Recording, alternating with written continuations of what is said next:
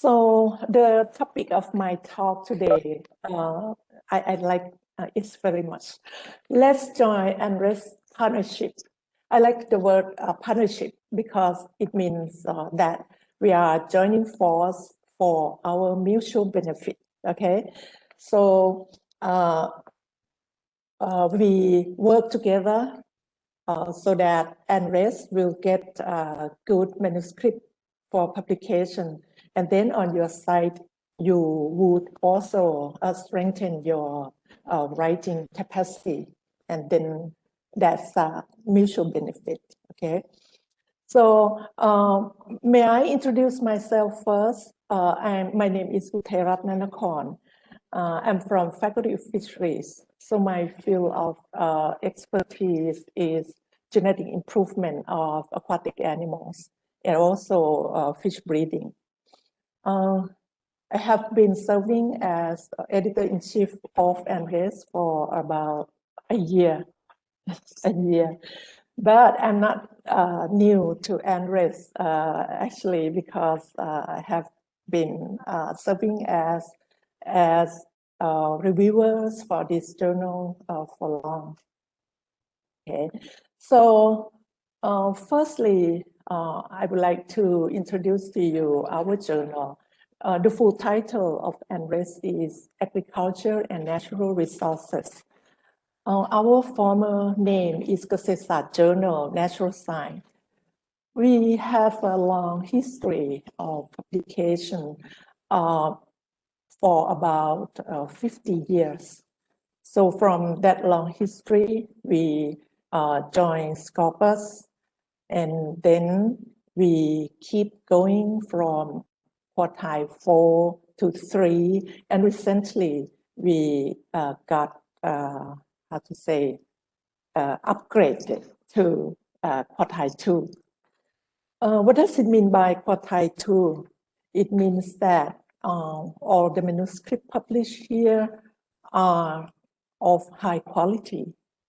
At the same time, it means that we are quite flexible. I mean, we always give you a chance to revise, provide that you have shown that you are doing your best.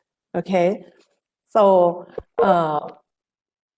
as we identify ourselves as a author-friendly journal. Okay, so I invite all of you to submit to publish with us. The scope of ANRES is quite broad, so it covers all area of agriculture, like agricultural biotechnology, biochemistry, microbiology that relates to agriculture, agricultural technology, logistics, agriculture engineer, data science, food science industry, animal science, fisheries, aquaculture, veterinary science, including pets and wildlife, biodiversity, bioresource, genetics, omics, plant protection, natural products. We have a lot of manuscripts submitted to us on natural products. Plant science, which include agronomy, horticulture, forestry, soil, water, and environmental science. Anyway, we have one restriction that we don't accept the paper that use the social science approach. If you have a paper that you collect data from the questionnaire or interviewing solely based on those approach, we don't accept. But if you have a part of data collected scientifically from experiment or from other scientific approach, and you present together with data from questionnaire interviewing, that is okay.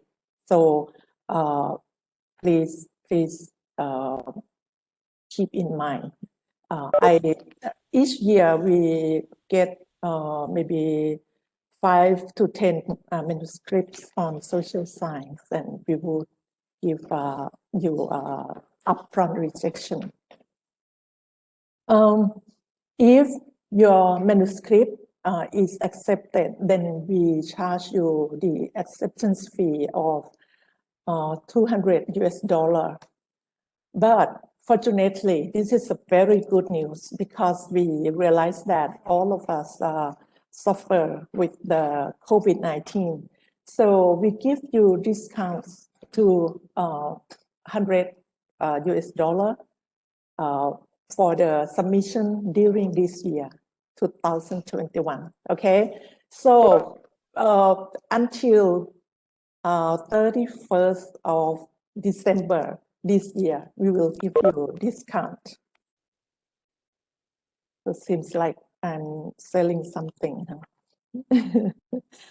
So you may want to ask this question, that how long would it take for the paper until accept?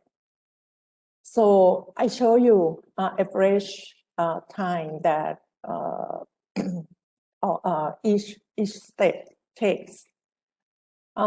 It can be longer or shorter. It depends on your luck, because some manuscript may be able to find the reviewer easily, so that would shorten the time, while some manuscript it takes too long to find reviewers, so that would take longer time.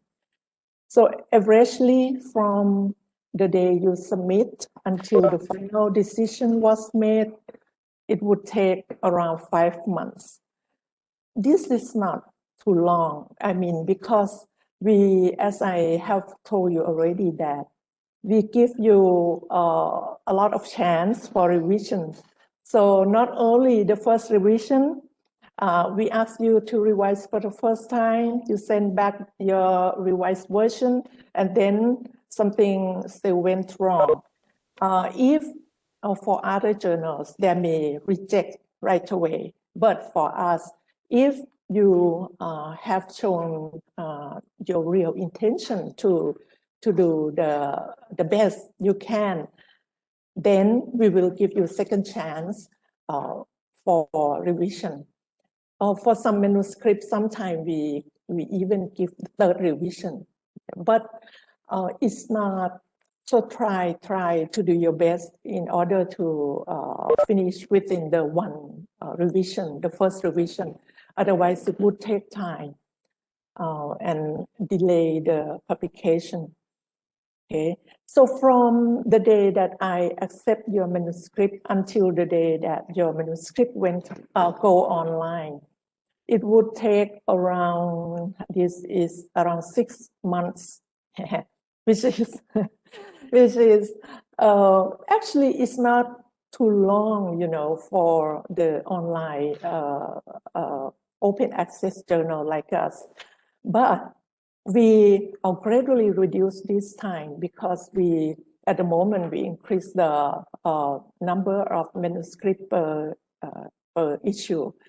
So each year we publish 6 issues of ANRES. Okay, so every 2 months.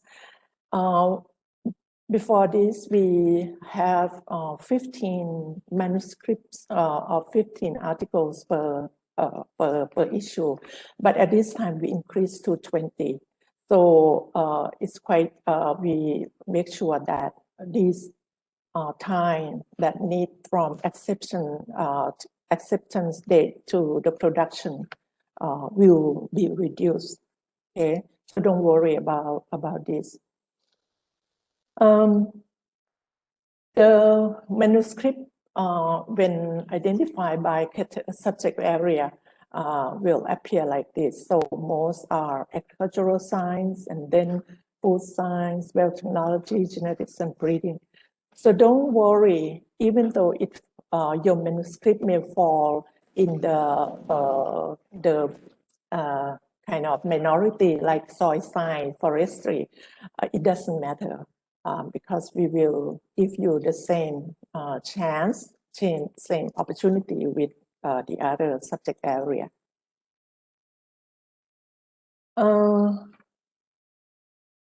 It is my intention not to kind of giving a lecture on how to write a high quality manuscript, because you can find this in the class or maybe attend some lecture elsewhere.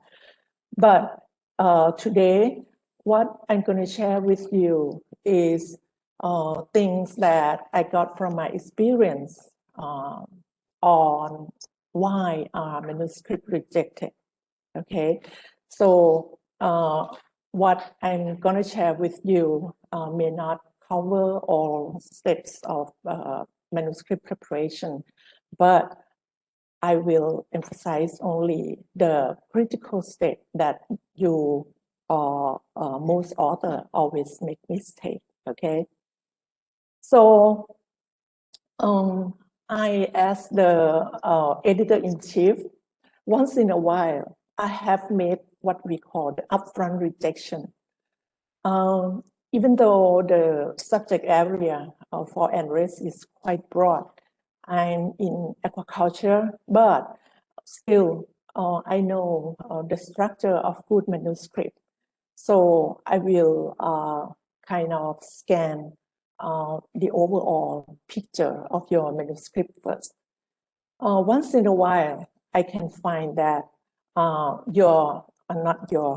some manuscript would have unjustified or lack of research questions. And then I would reject it right away. It is good for the authors because you can have the answer within maybe a week. So if you got the response within a week, that's not a good news, remember. For example, some authors just repeat what others have done without clarifying the research gap, okay? Things like we grow some plants in Thailand.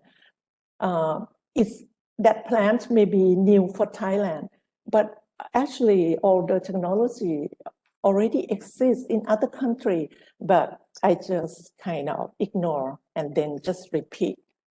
That content cannot be accepted. I would reject it right away. Okay, so the other kind of manuscripts that I always encounter with is the manuscript that report data which are in fact affected by several factors, and thus the obtained information could not be applied to other places or times. For example, and this is a real example, I got one manuscript describing the coliform bacteria, the abundance of coliform bacteria in oyster. So the authors collect data from several locations within their vicinities for a year. And then they just report the abundance of coliform bacteria. So in the discussion, they say, oh, the coliform bacteria present in our oyster is less than the safety level, and that's all. So I reject this manuscript for the reason that this is the data or the information that are specific to the location, okay? You cannot apply this data or information, or you may call knowledge, to elsewhere, because all the factors that affect the abundance of coliform bacteria were not studied.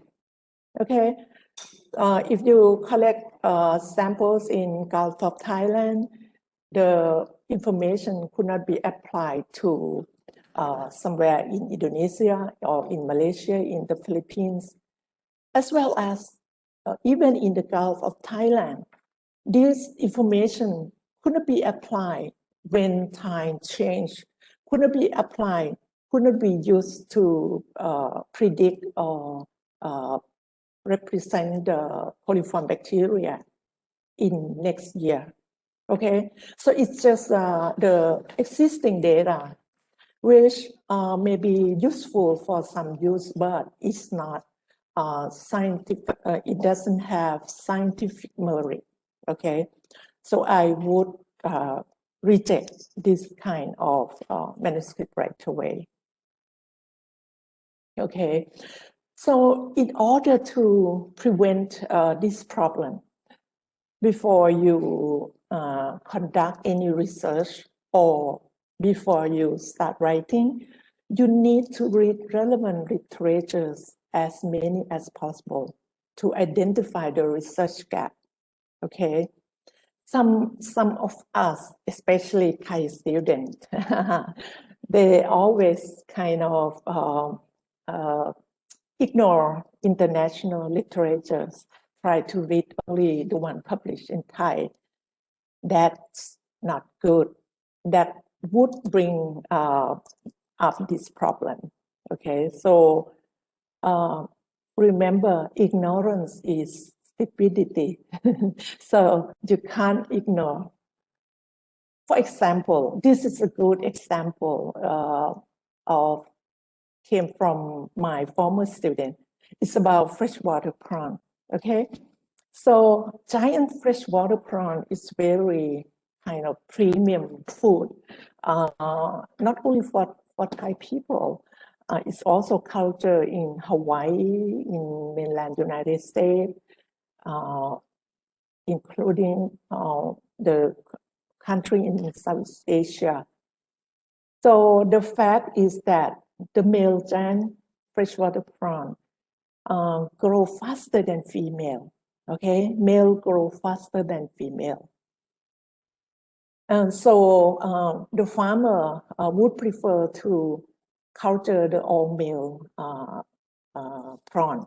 But manual sexing is infeasible. It takes time and it causes mortality, causes death of the prawn.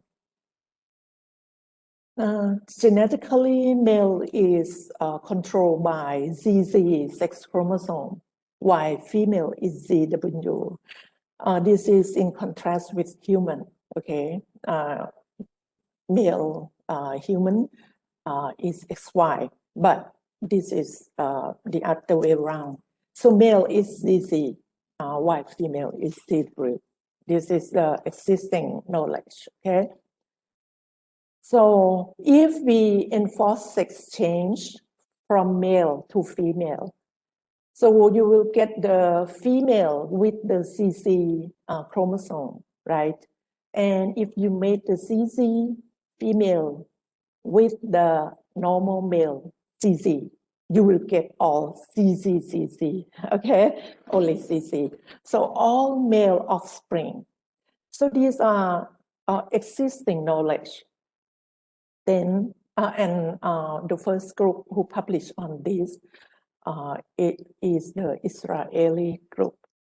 So one day, my student came to me and he told me that, Professor, I want to do the sex change of a giant freshwater prawn from male to female in order to produce all male. So I shouted at him, no, you can't, because it's already published by Israeli group. But the student, he was so good. He explained to me that, Professor, I have reviewed literature carefully and I found research gap. The research gap is that the method that they use to change the sex of prawn is to remove the androgenic gland from the male prawn when they were still young. But the time that article reported was in a very wide range. It's like 30 to 60 days. So it's 1 month in between. that caused a problem because anyone who want to repeat may fail because of those too wide. The range of the good timing is too wide. So I mean my student would like to narrow this timing. He will conduct the study carefully and see and find the optimum time. And then another research gap is that the paper that Israeli group reported was done on the Israeli strain of freshwater prawn, but we are going to do with the Thai strain. Okay, bingo, that's fine. Those are very nice research gap. So I say okay to him. And then eventually he was so good. He could identify the more precise timing for androgenic gland removal. And also we publish in the Q1 journal. Okay, so this is a good example I always love to share. You need to read carefully and then find the research gap. But if you could not find, then stop doing that. Or just do it for fun, but you can't publish. Okay, another problem that always occur and make your manuscript rejected is the topic is of local interest, or it means you fail to relate your manuscript with global interest. This is kind of a matter of writing. For example, I always use this example. This is not, this is the bad, good example for bad writing. It also came from my former student. So one day I got the manuscript sending for our journal. The title is DNA barcoding of 5 fish species in XX River, Thailand. So I wish all of you know the DNA barcoding. It's like we use the DNA marker to identify the species of animal or maybe plant, whatever. So in this case, to use DNA barcoding, which is a very interesting technology. It's quite not so new now, but at that time it was still new. But she specified that 5 fish species in this river in Thailand. So it seems like it's very specific to Thailand, but in fact, these fish can occur can be found in other countries like Laos, Vietnam, Philippines, or maybe in other tropical regions. So it's not necessary to specify the name of the river here. And it's even worse. In her introduction, she starts the introduction like XX River locates in Thailand. So if she submitted this manuscript to a very high quality journal like Q1, it would be upfront rejected because it seems like it's too specific for country like Thailand.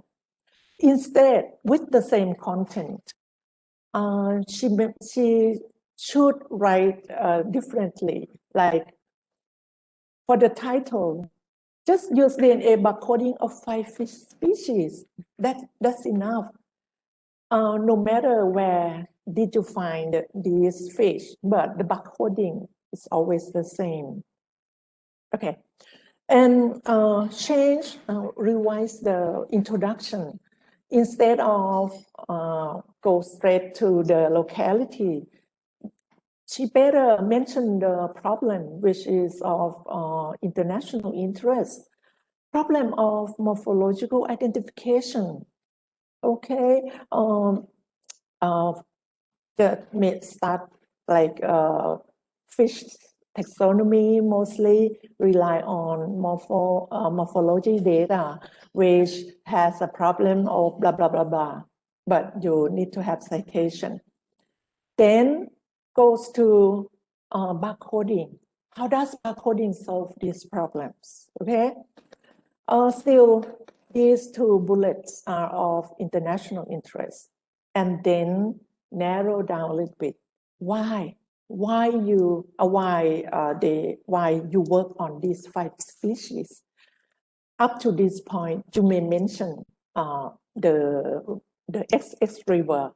Probably the XX River is very important as the fish hotspot, but still we still lack of information on breeding season whatsoever, blah, blah, blah, blah. And then we need precise species identification technique. Okay, so up to this point, your manuscript goes international already. Then the other thing you have to review carefully, what have been done about this fish, what haven't been done about this fish or similar group of fish, or about these markers, whatever. Give the state of the art and then identify the gap that, for these 5 species, barcoding haven't been done, haven't been achieved. So this is our objectives. Okay, so the same content with different writing. You make your manuscript from the one of local interest to turn into one of international interest. Okay, so writing introduction is very important, and many of the young researcher, I mean not all, but many of you fail to write a good introduction. So just understand very well and always remember the definition of introduction, and then you may improve your writing. Okay, so the definition of introduction is an explanation of how important your research questions are. Remember, it's about research questions, including some background of topics, okay? It should contain a clear and concise literature review. This is very important, and most people fail to do so. It should contain a clear and concise literature review to show state of the art, what has been done, what is the situation at the current, what is the current situation, what hasn't been done. Then focus on why do you have to work on this topic. Okay, it sounds simple. So I have a formula to follow. Actually, introduction is easily written if you just follow this this structure. You probably divide your introduction into 4 paragraphs. So you start with the importance of the issue or species in general. So it depends on your topic. Sometimes the issue is of global interest, but sometimes it's about species. Okay, so it depends on your topic. So you start with the importance of the issue or species in general. For example, you may talk about what I always have example in fish, For example, if you are working with Nile tilapia is cultured worldwide, and everybody knows it, and it's very important for economics of many countries. So just start like Nile tilapia culture is expanding every year, something like that. And then in the next paragraph, you narrow down and focus on the importance of your topic. For example, you may work about disease of tilapia, viral disease of tilapia. So in the first paragraph, you talk about the importance of Nile tilapia, and then the second paragraph, the culture always have problem with disease. Among those diseases, the viral disease is very important, and blah, blah, blah, blah, okay? Then in the third paragraph, this is, I can say, the most important paragraph. You have to show the state of the art and then identify the research gap. So you have to review literatures on what has been done on viral disease of Nile tilapia and what hasn't been done. Then there's a research gap there. Then in the last paragraph, you tell the reader what are the objectives of your study. Or in the last paragraph, you may mention about if your manuscript, you have some very exciting result or new discovery whatsoever, you may end this paragraph with your achievement, the achievement of your manuscript. Okay, so it's not difficult. Just follow this step. But anyway, what I always found another flaw is that, okay, you start with importance of the species, for example, then you go too deep into detail about the importance of this species. So it distracts reader. In order to lead reader to your topic, you are leading reader to elsewhere. That's not a good writing, okay? So that's the reason why I have the tips for you. Like, you write down a key sentence of each paragraph, then you elaborate, okay? For example, in the first paragraph, you talk about the importance of Nile tilapia. Okay, you write down in the paper that tilapia is economic important, okay? Then you elaborate how important. You support your statement with the statistics, okay? And then elaborate in order to bring, convince your reader towards the disease, okay? Then the second key sentence would be about the problem in tilapia culture, emphasizing diseases, especially the viral diseases, okay? And then the third would be overview of the work on Nile tilapia viral diseases, okay? Then elaborate this sentence.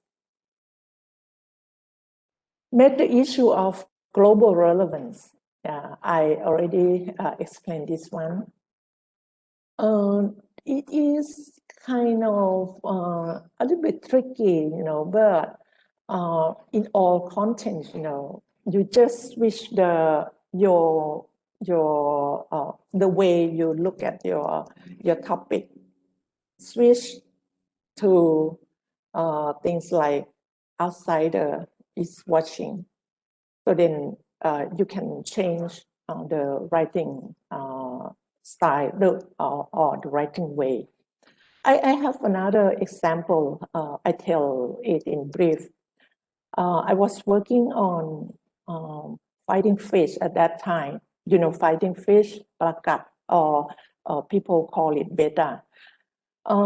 At those time, which was about 20 years ago, fighting fish is mostly culture in Thailand, and seems like it's quite difficult to make it international issue. So I studied genetic diversity of the fighting fish in Thailand, in actually one specific province. But the way I write, instead of start with fighting fish is so important to Thailand, then people in United States may say, who cares? So I started my manuscript with the issue. It's the issue about genetic diversity, about the broodstock management and genetic diversity. So I start my manuscript with the sentence like, broodstock management, improper broodstock management would cause problem with inbreeding whatsoever. And then second paragraph kind of go to the fighting fish. In this case, we use fighting fish as a model fish because of this and this, okay? And then go on. So fighting fish become of international interest instead of the local interest. Avoid general statement that doesn't have much meaning or already well known. You may if you write something that is so simple, like fish is a good source of protein. People already know this for a long time. No need to mention. And you know, the way to write a good introduction, it must be clear and concise. Things that doesn't add any merit to the manuscript, you should skip. Some statistics, for example, annual production may trigger readers' interest. Always have citation, okay? So everything you state there must have citation. In case that is local knowledge, but there's no documentation on that, you may say like anecdotal information or personal communication, whatever you can use, but not too frequent. Okay, the introduction should end with objectives or the achievement of the study. When I scan the manuscript for the first time, I always look for the objectives in the last paragraph. If no objective, I send back for revision right away. The other important point is that you should cover the works from the authorized researchers in the field. So you should know, if you read much enough, you should know who's authorized researcher in your field.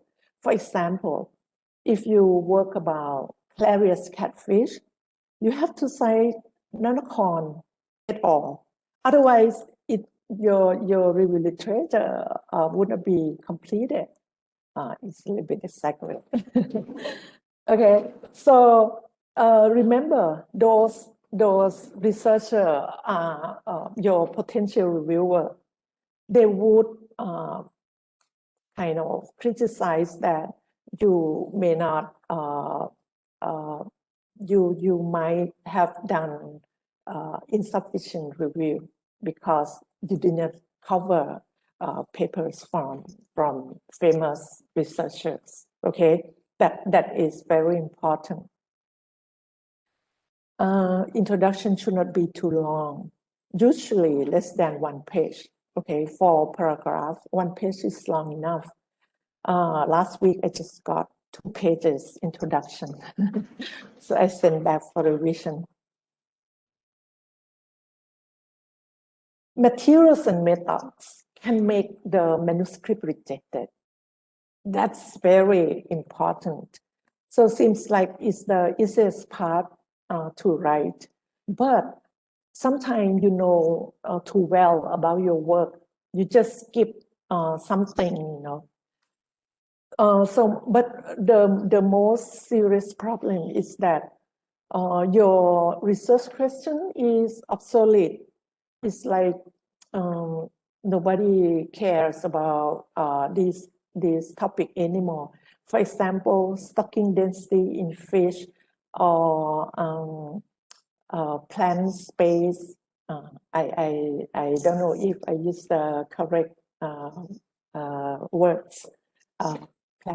Plant spacing in plant. Okay. Some manuscript got rejected because they use the obsolete approach. The good example would be about the genetic marker. For example, the rabbits, the random amplified polymorphic DNA. Okay, it's not acceptable anymore in good journal. Okay, if you still use that technique, maybe your manuscript would be rejected right away. Some manuscripts contain only small experiment or data set. So it depends. You must know well in your field. For example, in plant, I heard some section editor complain to me, like, for this kind of experiment, they should repeat for at least 2 years, should have data for at least 2 years. So they presented only 1 year data. So it's not reliable. It's that big deal. Okay. So within each field, you have to know how big is the data set that you need, that is sufficient. Okay. In my field, it's like when you talk about fish production, you want to study about nutrition, not nutrition, about a new kind of feed, and then you culture your experimental fish in aquaria, small one, with maybe 10 fish, 15 fish in each aquaria. That's not enough. That's too small. Okay, so in different fields, the requirement is different. Okay. Some manuscripts got rejected because they have insufficient details of materials and methods. So to write materials and methods, the purpose is to show that you have conducted your experiment correctly, and people would be able to repeat your experiment and get the same result. Okay, so you need to bear in mind about this and then write down the sufficient detail. But once in a while, I found some manuscript with too much detail. It's like, it's too naive. Like studying the materials and methods from watching the aquaria carefully, something like that. That's too much. You will probably got rejected because of that, you know. So you must have sufficient details of materials and methods so that people who read your manuscript can repeat your experiment and get the same result. Okay. The other flaw that I always found is lack of or use improper statistical analysis. This is very important. So when I do the pre-scan of the manuscript, I will look at the research question, and then I will look at the statistical part, whether you have a proper statistical analysis.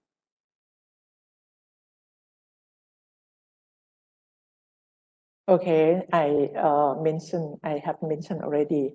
Materials and method should contain sufficient details so that readers are able to well understand the results and justify reliability of the results, and also can repeat your experiment. Okay, describe statistical analysis in detail. So currently, I found that people like always write this part very short, without detail, sometimes with misleading statement. Actually, you should explain prior to the analysis of variance, the data were tested for normal distribution. The data sets that were not normally distributed were subjected to transformation, blah, blah, blah, blah. Okay, so you need to describe it carefully and correctly. I tell you something, whenever I review the manuscript for other journal, if that manuscript describes this statistical analysis in very good detail and correct, I would kind of have less critic. I mean, not, I will read the other part read happily and don't have much critic on those manuscripts, because I feel confident that the experiment has been done correctly and the result were from the good analysis. Okay. Frequent mistakes that I found in the manuscripts submitted to ANRES are that some manuscripts are lack of details of statistical analysis. They just don't mention the statistical analysis, but I found the result in the result part. So just tell them to add, to give the detail. Okay, improper or insufficient statistical analysis. Okay. For example, in some study, you need to do the regression analysis, but you didn't do that. You just perform only the correlation. And I always found people mix up between correlation and regression. It's different. Okay, correlation is kind of finding the relationship between two parameters, but regression, you are finding the effect of one parameter on that determine the second parameter. Okay, it's different. So be precise about this. And what the writing mistake that I always found is they said means were compared using analysis of variance, which in fact is I can't say is totally wrong, but just is imprecise, because analysis of variance doesn't compare between means. It analyzes whether the factor that you study has significant effect on the measure parameters, okay, or make the treatment different, and that's all. analysis of variance must be followed by the post hoc test, which you may use the Duncan multiple range test or student t-test, whatsoever. So the correct writing would be, the data were analyzed using analysis of variance and means were compared using Duncan's multiple range test. Okay, this is acceptable. But anyway, in fact, we want more detail. Frequent mistake that I always found about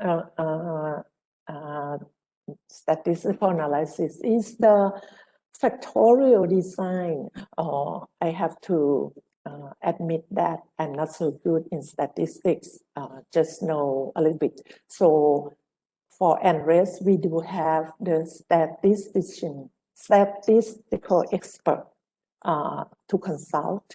So when I found manuscript with complicated statistical analysis, I would send those manuscripts to him to make a comment, okay? So what I always found is that you use the, it mostly happen with the plant people. They use factorial design, but when present the result, they present only the interaction results. In fact, for example, this is an example of good manuscript. One of our colleague, he studied the pomelo. You know pomelo, big orange, which is widely grown in Thailand. In other countries, also Malaysia, Philippines, Indonesia, there are some pomelo plantation. So the author studied 3 harvest stages of pomelo and within 2 seasons, okay? 3 harvest stages mean if he has a hypothesis that if he harvests the pomelo at an early stage, means look at the appearance already, not yet ready to be harvested, but harvest a little bit early. And then harvest at the proper stage or ripe stage. And the other one is harvest at late stage. He did these in 2 seasons, which is dry season and rainy season, in order to see whether the measure parameter, which are peel colors. Peel color L is brightness, peel color A is redness, peel color B is blue, shade of color. It doesn't matter, just say color. And also peel thickness. So this means he has 2 factors. First one is harvest stage with 3 levels multiplied by 2 seasons. So this should be analyzed using the 2-way ANOVA, okay? So, sorry for this one, it's quite complicated. Just look at what I put the red frame here. So he presented 3 tables.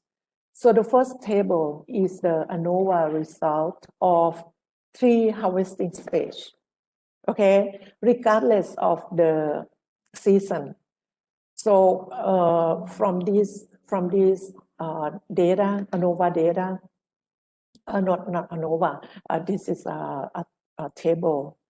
So from this table, you can see that when look at the blue color, blue peel color, the harvest stage significantly affect the blue color of the peel, okay? Harvest at early stage give less blue color, at the right stage give medium color, and very deep blue color at the late stage. So they are all significantly different. Okay, this is the effect of solely of the harvesting stage only. Okay, then in the second table, he presented the effect of crop. Okay, so he found also, look at this, the crop significantly affect the blue color of the peel. Crop, the January crop give the more deep blue color when compared to the April crop. Okay, then the other, when you are dealing with two factors like this, there must be other result, which is interaction between harvesting stage and the crop, the season that you grow the plant.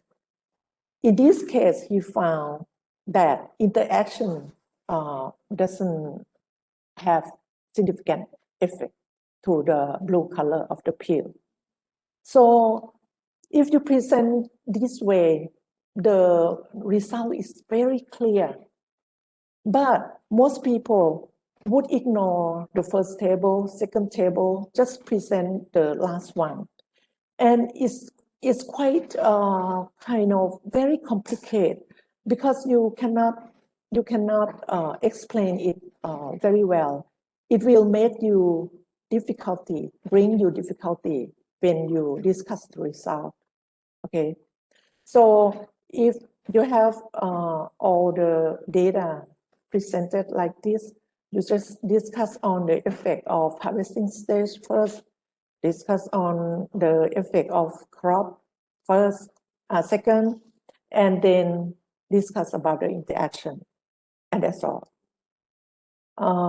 Okay, so it must be like this, provide that the experiment is correctly designed. So I would suggest you, before you start your experiment, you should consult the statistician or the statistical expert in your field. Okay. So this is the example from my comments that I sent for one journal.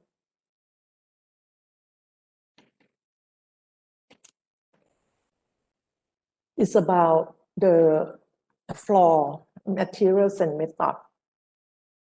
Materials and method lack some important details and thus brought up a lot of ambiguity.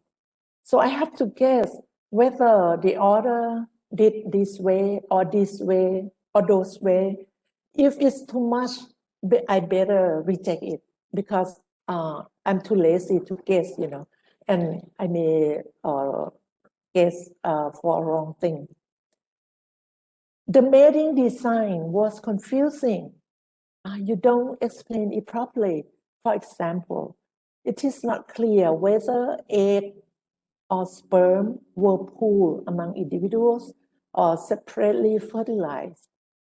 It affects your result. If you pool the sperm or egg, the result would be interpreted in another way.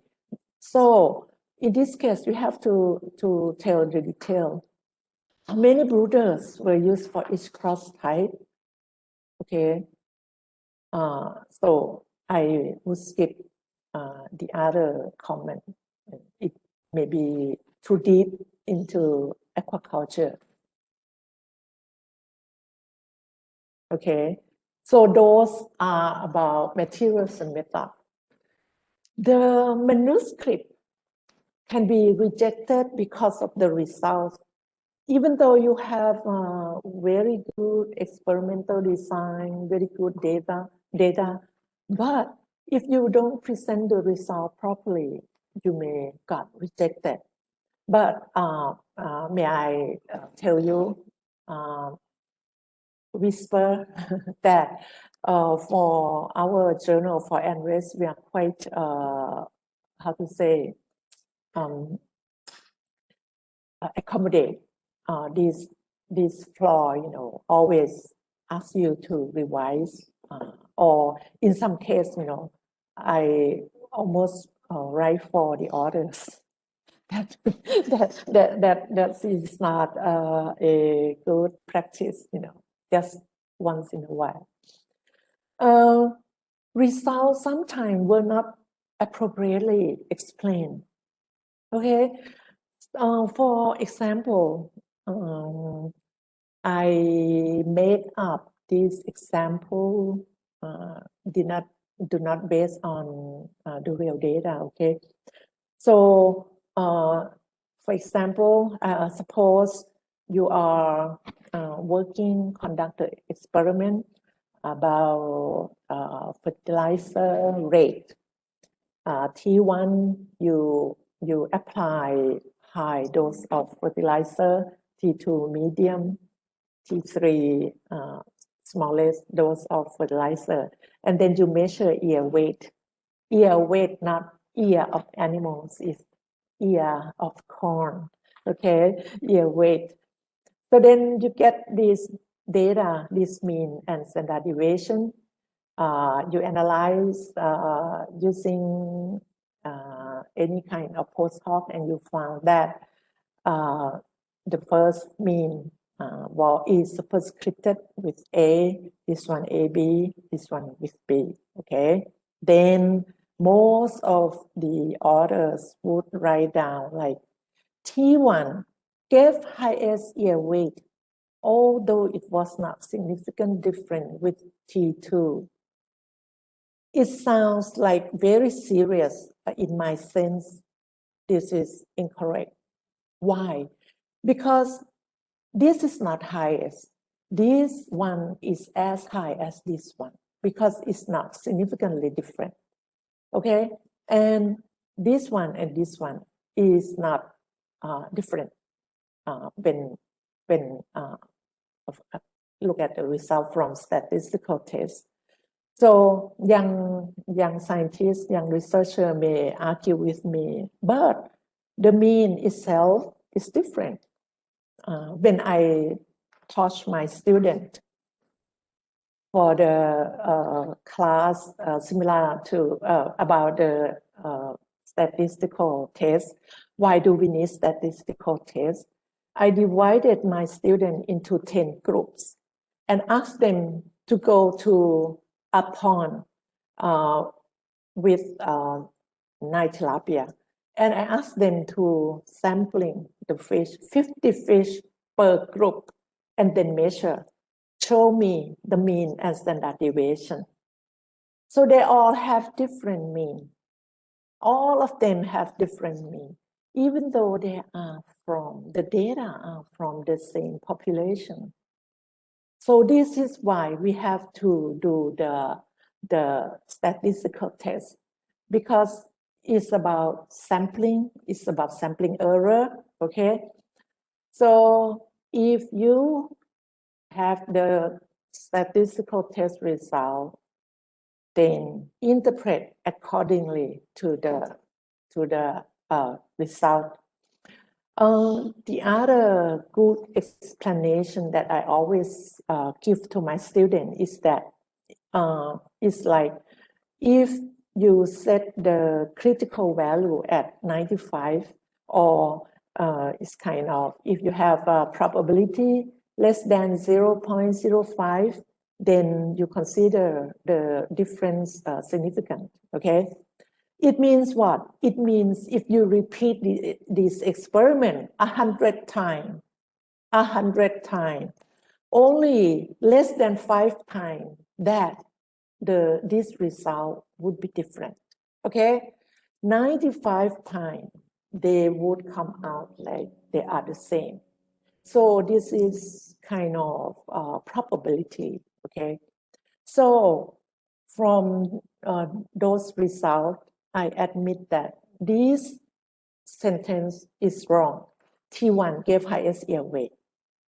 You have to write this way or similar to this. T1 gave higher ear weight than that of T3. Okay, look at the table. This is A, this is B. Okay, it's correct. But was not significantly different when compared with T2. Okay, they both have A. Non-significant difference was observed between T2 and T3. Okay, that's fine, that's correct. The other thing that I would like to mention is that even though you have to rely on the statistical test, but you need to mention the trend of the result. For example, this is a good example. This is the highest amount of fertilizer applied. This is the medium amount. This is the least amount. And then you get a similar result between this one, get similar result between this one, but different result between this. What does it mean?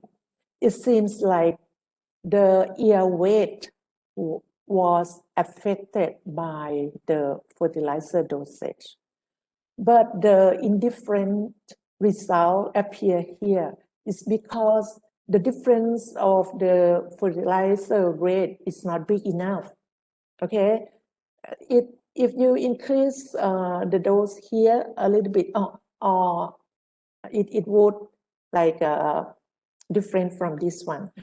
If you lower the dose a little bit, it may be different from this one. Okay, so I'm sorry, this is not a statistic class, but it is quite important, and I often found this mistake. Okay, I already mentioned this. If T1, T2, and T3 were increment of dosage, the dose-dependent trend should be mentioned. Okay.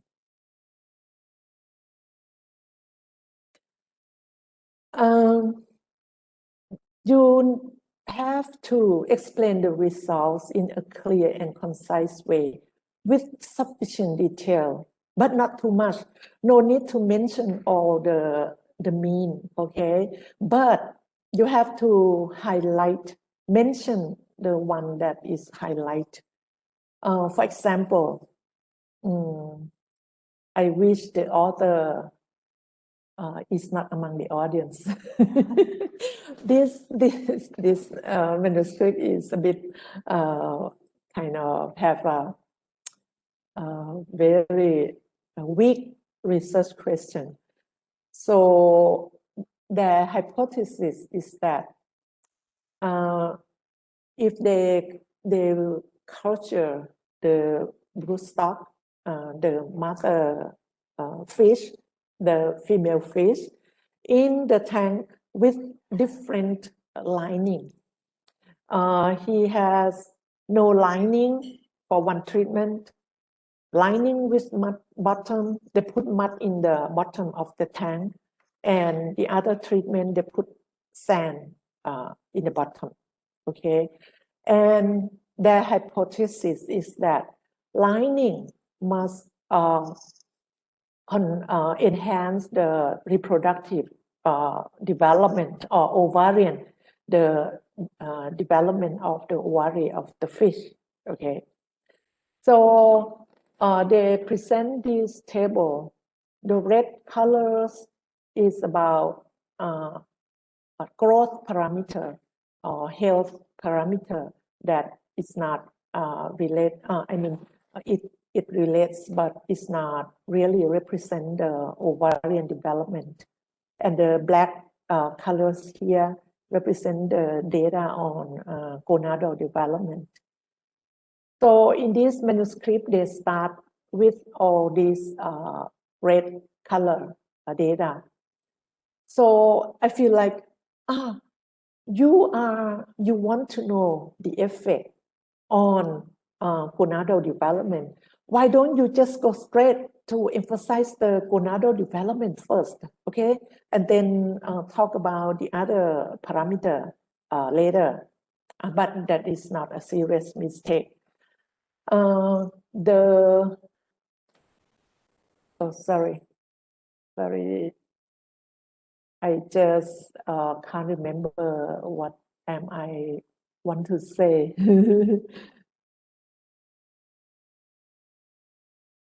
Oh, the author just say like the lining of tank bottom enhance gonadal development of the fish, and that's all. Very brief, very terse, very short. That's too short.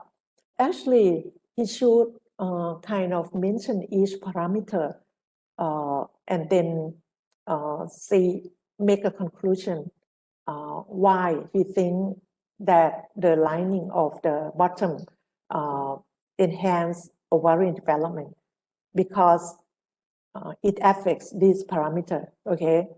Firstly, look at the gonadosomatic index, which is the ratio of the gonad, the ovarian weight, divided by body weight. Okay, so the one in advanced stage, the one with well-developed ovary, would have high gonadosomatic index. So the data show that with no lining, the gonadosomatic index is lower, significantly lower than the one lining with the sandy bottom, but it's not different with this one. Okay, so you can say that it seems like the lining of tank bottom enhance ovarian development. The result can be clearly seen in the sandy bottom, while the mud bottom although tend to increase the gonadosomatic index, but still not significantly different from this one. Okay, so write this way, like write according to what you really want to know. Okay, and then explain about fecundity, explain about ripe ovary, and then at that point you can say that, oh, I think lining tank bottom with sand enhance the ovarian development. Okay, and then go back to this parameter, the red one, which is about survival rate, it's about final weight, it's about healthiness of the fish. Okay, so but I reject this manuscript because not because of the way they write the result, but because the discussion was not good. They don't have theory, scientific theory to support, and didn't have the relevant evidence to support or to make argument. I explain to you later. I will use this one in another for another topic also.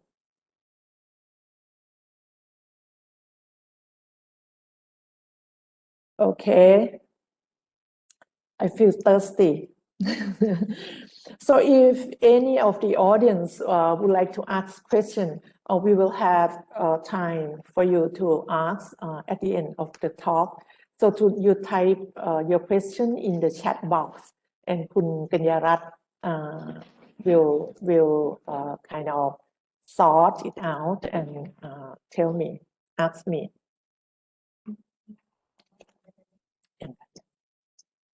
So we do the Q&A at the end of the talk, okay? So continue on the result. This is the next topic is very important. I got a lot of headache on this. The data set that is better explained as graph should be present as graph, then mention only important point in the text, okay? And vice versa. It doesn't mean that graph is better than, always better than table. Sometimes some kind of data may be better presented as table, okay? And always show results of statistical tests, even though you modify, you make graph from the table already. Don't forget to put the statistical results, otherwise reader wouldn't know whether it's significantly different or not. This is a very classic examples. So I got stunned for a while when I saw this picture.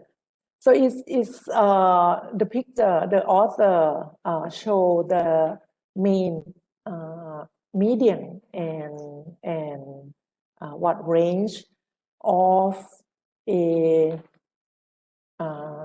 growth rate of one kind of plant.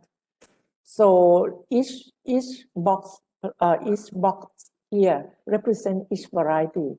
So there are altogether around 30 something variety in this comparison. And then you see, you just cannot read properly. For example, variety 30 is have the growth parameter higher than which one. So this is the example of what I have mentioned, that it doesn't mean that graph is better than table. So I asked the author to change this back to the table, even though it will be a long table, almost 2 pages, but it can be read easier, okay? Okay, this is also the real example. So I was also stunned for a while, but finally I can follow it. So it's about the result of 3 factors: growing plant without magnesium. These 3 treatments use magnesium chloride in different concentration, different dosage. And these 3 histograms represent the result from applying dolomite in 3 dosage. Okay, so the superscript here telling about the difference between this histogram. And then what about this one? I wonder, and what are these? So actually, this confusing can be solved by change this graph into 2 tables. Okay, just simple like this. We have one table, just like the pomelo example that I already showed you. So this table show effect of each fertilizer, each source of magnesium with different doses, okay, a kind of interaction. And then effect of no magnesium is shown here with magnesium chloride. No matter how much they will put average across dosage, show here. Effect of dolomite show here. Okay, so presenting this way is the reader can follow easily whether the application of magnesium chloride is better than dolomite or is better than no magnesium. And then when come to the dosage, you can look from the left table. Okay, so I asked the author, kindly please change this into tables. This is another example which also shows some mistake and some improper statistical notification. So actually they compare to practice spraying insecticide. The solid line here represent the spraying both indoor somebody enter both indoor and outdoor, and the broken line here represent the outdoor only. Okay, so they spray on day 0, and then they count the remaining mosquito at day 1, at day 2, 3, 4, 5, 6, and they show this result with asterisk here, but nothing here, asterisk here, but nothing here. So in the explanation, they said that asterisk here denotes difference of the mean here with day 0. Okay. So at this point, you may realize what is the mistake. Actually, there should not be NS here, because this is used as a benchmark at day 0 to compare with after 1 day of spraying, after 3 days of spraying. So there must not be some notification here. And then they show asterisk here, mean this point is different with this one. How about this one? If you leave it blank, it may be you haven't tested. If you tested, but it's not significant, you should put NS. Okay, so I asked them, please put NS here. And then after the second revision, I found that, wow, they have done a mistake, because actually the one that is significantly different should be this one, not this one. Okay, this one is very similar to this point. So this line should be non-significant. Instead, this one should be significant. So I am so sorry that I already accepted this. Okay, the one on the right-hand side got different kind of unusual notification, because they compare between the broken line with the solid line. So you cannot denote by putting asterisk here. Is unprofessional. Better use the lowercase letter or uppercase letter, different one here. You put A here, you put B here. For the one with our statistical significance, you put the same one. You put A here, you put A here.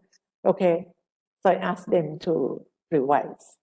Okay, so for young researcher, if you read enough literatures and pay much attention, enough attention to this kind of figure or table, you will kind of learn how to prepare a good figure and table. This is also weird. Firstly, it's like they have a control here, and the asterisks denote the difference between this one and control. And they even have, they show the difference between the third histogram here with this one, with this. Is kind of unprofessional. So in fact, they should prepare, they should make the histogram this way. because the scale here cannot be repeated. You have, this is the x axis, right? You have the y axis here. So 50 should be at the same place, and then two different kind of treatment should appear together. Is much easier to understand. And in this case, you may put the control here. But I doubt about statistical design of this manuscript. Okay, so try not to repeat this unprofessional expression. Okay, so I'm quite serious about this because the journal that I always publish, which is in Q1, always asks for standard deviation. So when you present the result for ANRES, you have to show mean together with standard deviation. And people always mix up between standard deviation and standard error. Okay, so I show you, most of you may already know this one, but please bear with me. For example, we have 3 treatments or whatsoever, with each treatment with 3 replication. We got raw data, 4 records for replication 1, 4 from replication 2, and 4 from replication 3. So when I was first conducting research, I have to calculate everything manually, you know. So in order to do the F test, I have to calculate the mean of each replication here, the second replication here, third replication here, and then calculate the F statistics using these means and also the raw data here. But at the moment, you have the computer package that help you. You put something in, they would give the result. You have to pick up the correct one. So come back to the standard deviation. So if I ask my student, when I want to make a table to present in the manuscript, I must show mean and standard deviation of treatment 1, okay?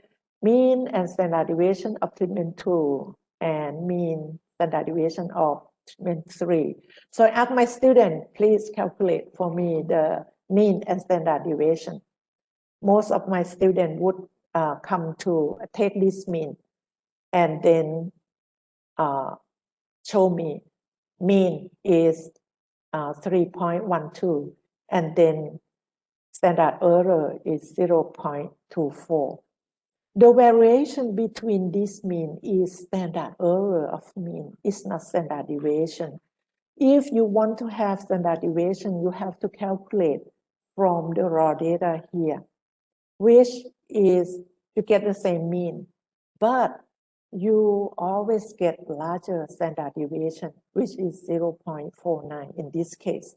This is why I emphasize that you should show standard deviation instead of standard error, because I really want to know that how much variation occur in your data.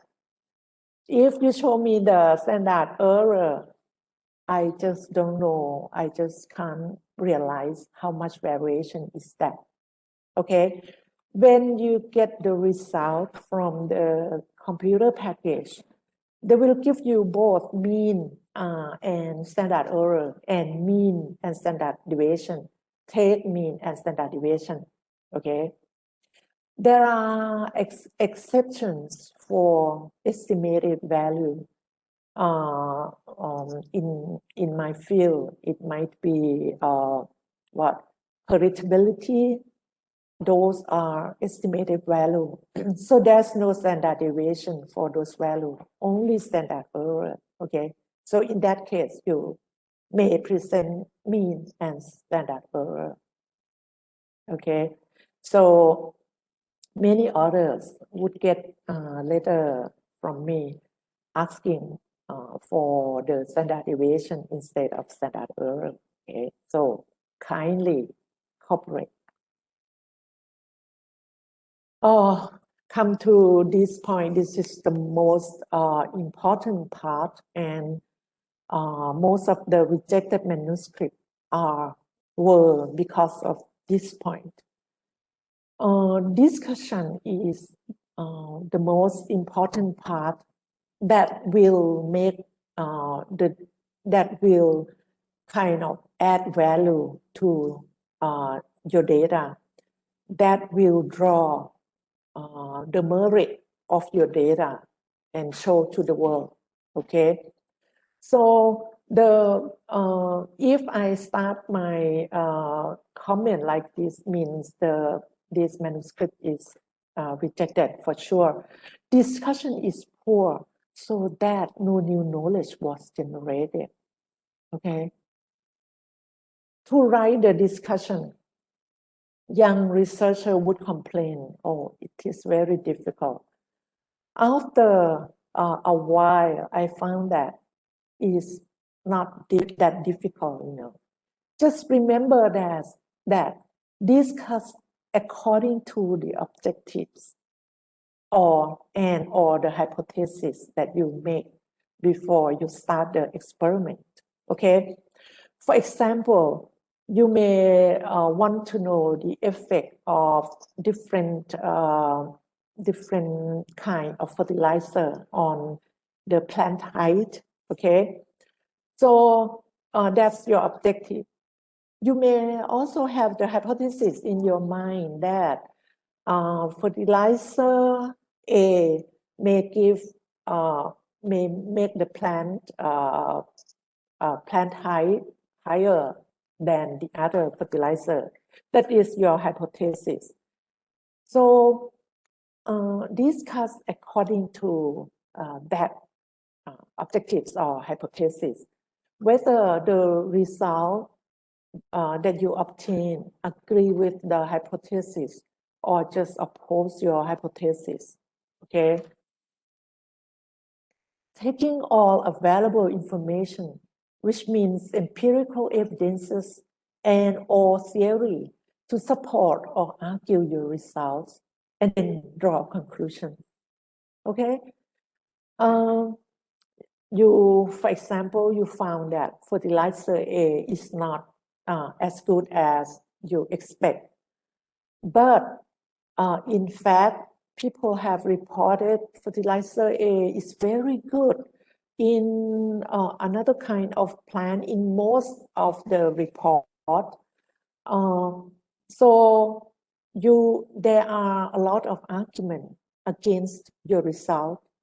Find the argument that agree with your, if any, and then explain why your result is different. Because the soil in Thailand or the soil in that you grow your plant has a special kind of element that can block chemical in fertilizer A whatsoever. But whatever information or theory that you use must be true, must be correct, and must have citation. Okay. Remember, at this point, every citation that you use must be true. Okay, don't just quote from the secondary source, like you read one article and then they cite these 2 or 3 articles that they report the same result, support your data, and you just quote them without going back to see the original article. You will miss many things. Firstly, the second document that you read may make a wrong conclusion, may draw a wrong point of the paper, or in some case, there are something hiding in the data that they present in the table that the original article they may forget to highlight, or they already highlight, already mentioned, but the second literature just missed that. So always go back and read the original article. I've just got mad, and then I decided to reject one manuscript because they mentioned that their results are supported by Smith et al., by Jiang et al. But I feel like, oh, this is quite weird. So I searched Smith et al. And Jiang et al. And I found that those experiments is on different, different issue. I show you the real example. It's about the manuscript that conducted experiment on pond bottom. So lying pond bottom with different substance is that there is, I can say, very hard to explain the reason why it enhanced the gonadal development, But this guy said there were many literature that support his Smith et al., Jiang et al. I went to Smith et al. I found that Smith et al. Conduct experiment on nutrition. It's not about pond bottom. And Jiang et al. Is about something else. So I got mad. You lied to me. You cheat me. So I reject it right away. Don't do that. Please don't do that. You have to read and understand the literature that you will cite very well, except only in one case that you could not find it.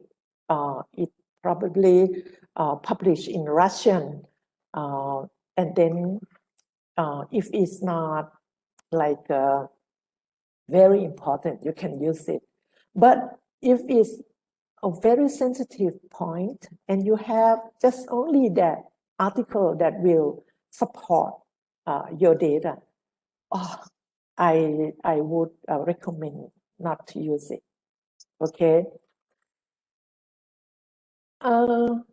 Related issues that impact the reliability of the result must be discussed. Don't just leave it like that, because reader would notify it.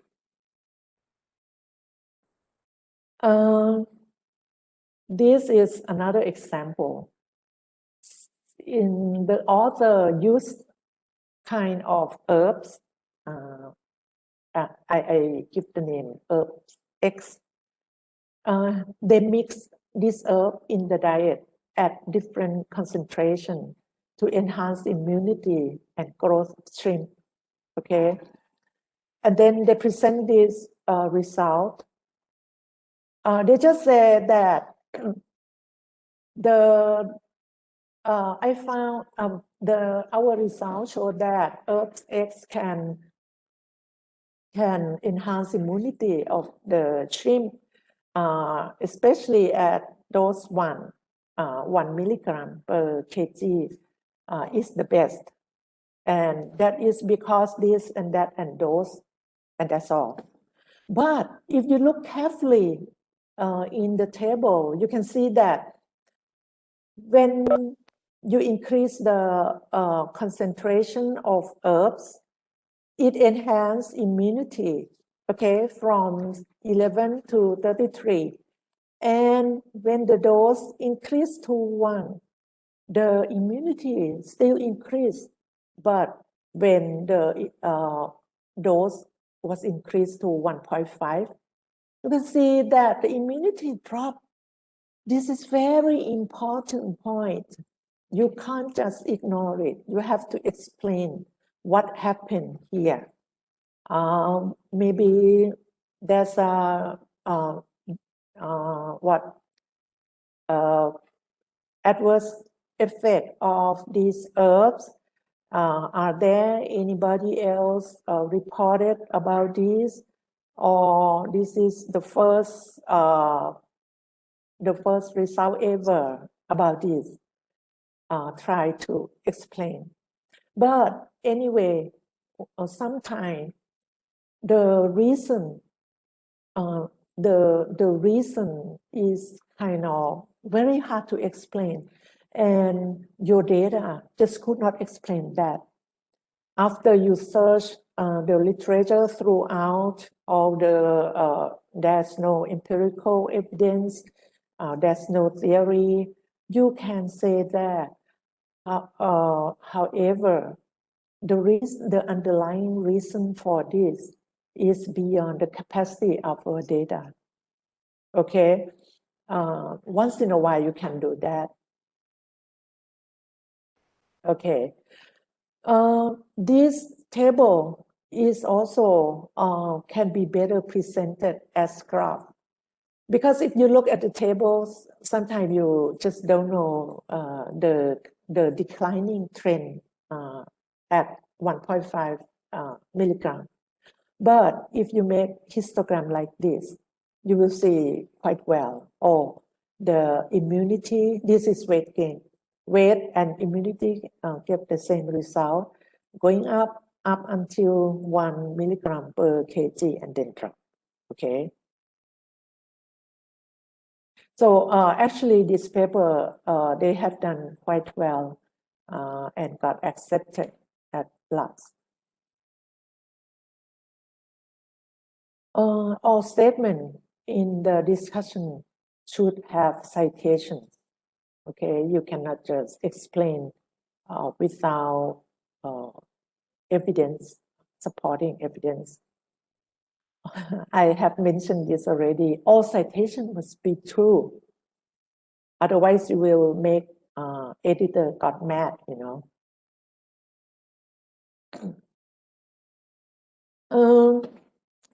There is another point that sometimes people just kind of forget it. It is crucial to make recommendations, especially for the applied research. We always say in the introduction that the result of our experiment would be beneficial for that and those, and then at the end of discussion, we just forget to mention how do the results benefit those things. If you your manuscript was sent to very neat and good reviewer, they would check this.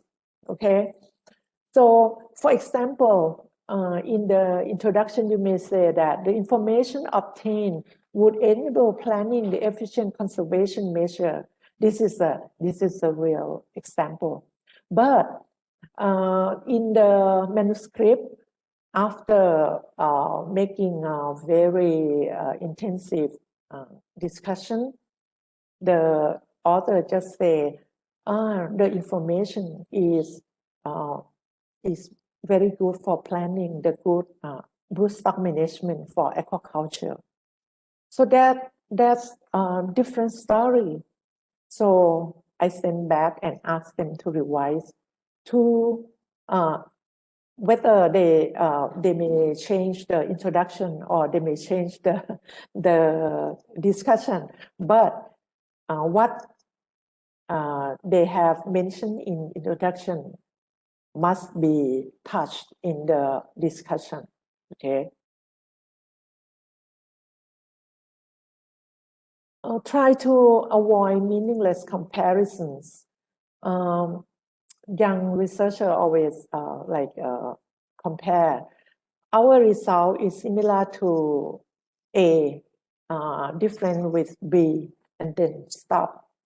So every time you compare your result with others, that means you have some message to tell the author, to tell the readers.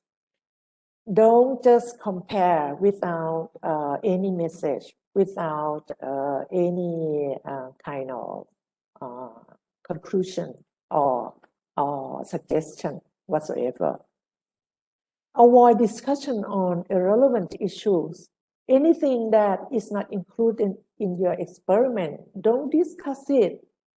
Leave it to other. It's none of your business. Okay, but I confess that once in a while I found irrelevant discussion in some good journals.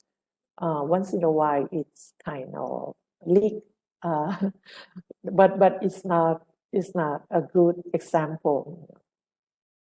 Don't discuss by critic on the weak points of your research. My students always do that. After going right and back and forth, and then they say, probably our experiment may have a weak point on this and should be repeated. So if you know that, don't send the manuscript to the journal. You better go back and repeat first. Okay. So the experienced author never do this. Just maybe some beginner. Okay. Some people just do the discussion like review literature. I don't like this very much. We are scientists, you know, we must talk right to the point. So this guy worked on microbrachium, on the freshwater prawn. They use different protein level to see the effect on physiology of the prawn. And then they start the discussion like, so after I read it, I found this is the objectives. This is not yet the discussion. So it should be removed. And also in the next paragraph, they talk about why they have to conduct this experiment. It is justification. It should appear in introduction, not in the discussion. Okay, so those are all about discussion. So we still have half an hour. I have to go quite fast. For the conclusion and recommendation, conclusion, remember, you have to draw out major findings, okay? Some people just kind of write the conclusion very superficially. You have to draw your major finding and put in the conclusion. And then for the applied research, you must have suggestion or recommendation, okay? Come back to the abstract. Actually, the abstract would appear first before introduction, but it's my habit to write the abstract last, because during the writing, we may change the discussion, change our highlight. So it's quite reluctant to go back to abstract and revise again. So I write abstract last. Abstract is very easy to write, but you have to be careful to have all the necessary content. The definition for abstract is it is a short, okay, stand-alone summary of the work that others can use as an overview. So abstract is not introduction and it's not discussion. Okay, you have to follow the journal format.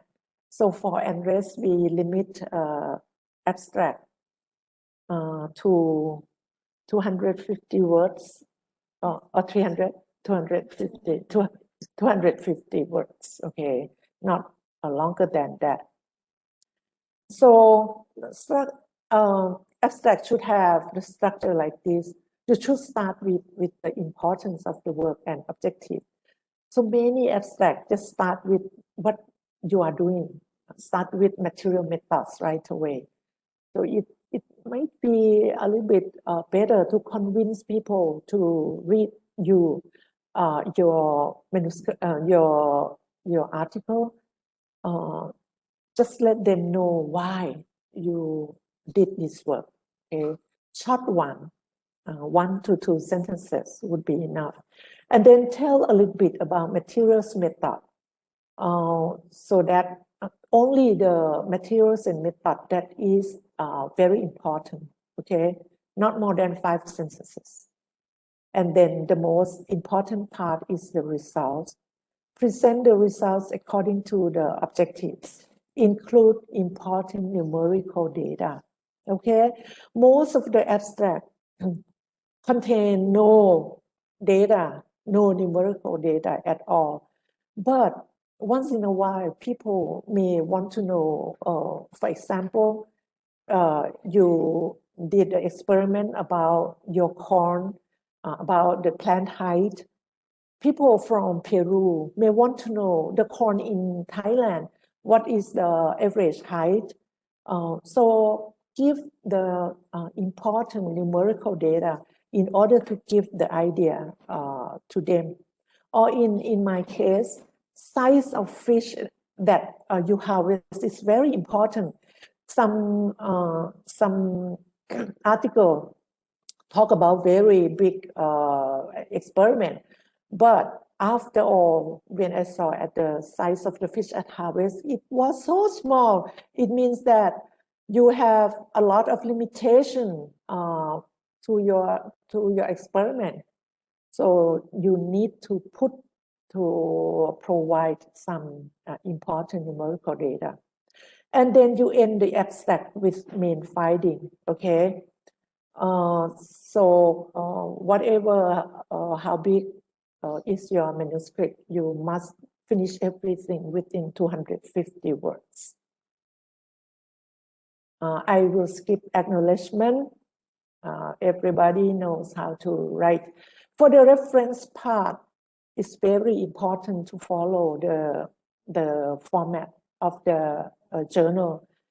You have to identify what kind of literature that you cite. Is it a book? Is it a book chapter? Is it an article in a journal? It is a conference paper, and then follow the format. The reference do matter. I will look at the reference whether they contain new literatures. At least 15 to 20% should be the new within 5 years literature. Okay, I would say, do you follow the format strictly? If all the reference are not in a format, it's likely that I may not want to read this manuscript anymore. All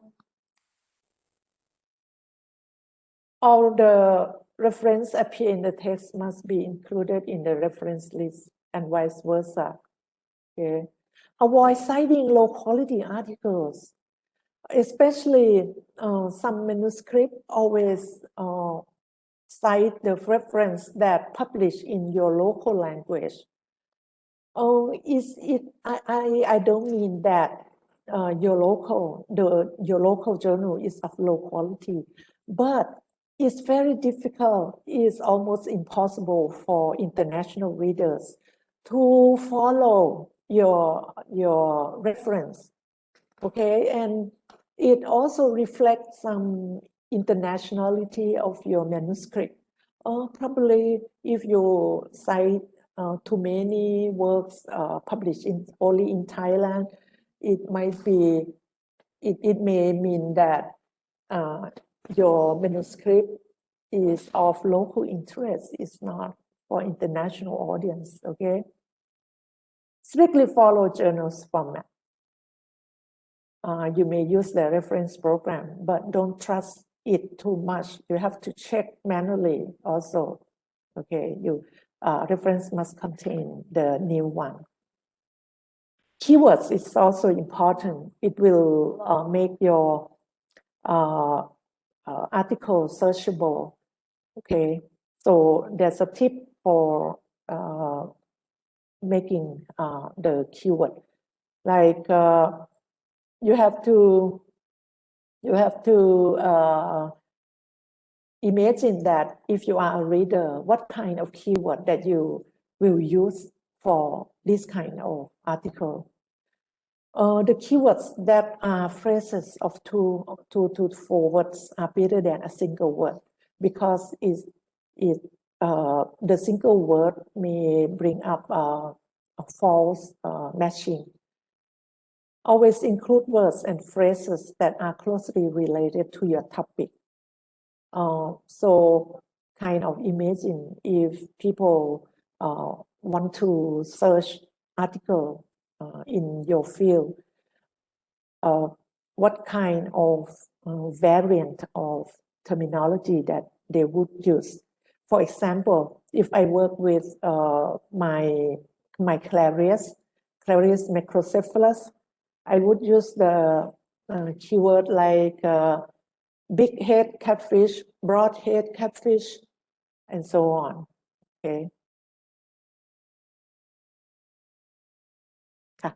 Okay, we are running out of time, so I will skip this one. The cover letter is important also. Write it properly. Anyway, we don't have time. This is my first manuscript that got back from the referee, okay? Wrote down in red pen, and it was read all over. When you have the comments back from us, read it carefully, and then I suggest, I convince you to put it in a table like this. So you put the comment of reviewer point by point, and then you explain in the right column. What do you think? Do you agree with our comment? If you don't agree, what is the reason? If you agree, what kind of revision that you have made? Okay, this will help a lot. Kindly respond to every point. Otherwise, we will be very unhappy if we feel like you don't pay much enough attention to revise to our comment. Okay. Publication misconduct. Okay, you may all of you may know this already. We have a plagiarism check for the verbatim plagiarism. We check when your submission arrives us, and then if there's too much repetition of the other article or document, we will send back to you for revision if it's not serious, okay? Co-submission is unethical. Don't do it. Okay, I will not go in detail for this in order to spare time for your questions. Practice make perfect. So no matter how often you listen to the lecture, to the seminar, whatsoever, if you don't practice, then you will not improve, okay? Write and then ask your mentor or your friend in the field to read for you first and revise 2 or 3 times before submitting. English is also very important. Kindly have the native English speaker check English for you.